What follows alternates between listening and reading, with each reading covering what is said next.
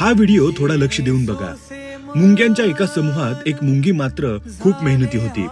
बाकीच्या मुंग्या जर एक दाणा घेऊन येत असतील तर ही 3 दाणे घेऊन यायची। बाकी सगळ्या मुंग्या आराम करत असताना सुद्धा ही मात्र सतत काम करत राहायची। सुरुवातीला सगळे तिचे कौतुक करायचे, पण काही दिवसांनी बाकीच्या मुंग्यांनी त्याचं अन्नही तिच्याकडे द्यायला सुरुवात केली, कारण सगळ्यांना माहिती होतं की हिच्याकडे दिलं की झालं, हीच ते उचलून घेऊन येईल। एक दिवस गरजेपेक्षा जास्त काम केल्यामुळे ती थकून खाली पडली, पण त्या समूहातील एकाही मुंगीने तिला मदत केली नाही। उलट सगळ्यात महत्वाचं म्हणजे आता हिच्यासारखी दुसरी एखादी मुंगी आहे का जी हे काम करू शकेल याचा शोध घ्यायला त्यांनी सुरुवात केली।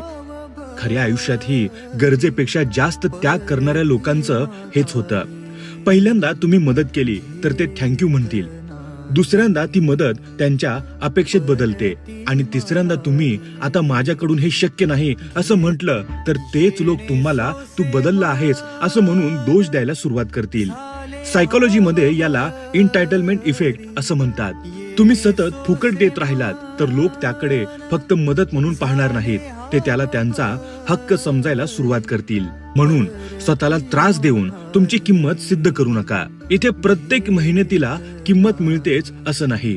खरंच तुमचा आदर करणारे लोक तुमच्या खांद्यावर सगळं ओझं टाकणार नाहीत। अजूनही समजलं नाही? ती मुंगी कितीही मेहनत करत असली तरी आता ती कामाची राहिली नाही हे त्या समूहाला समजलं की तिच्याकडे कोणीही लक्ष देणार नाही। हे फक्त मुंग्यांच्या समूहाला लागू होत नाही तर आपल्या आयुष्यालाही लागू होतं। मित्रांनो, या व्हिडिओबद्दल तुमचं मत काय आहे हे आम्हाला कमेंट करून जरूर कळवा।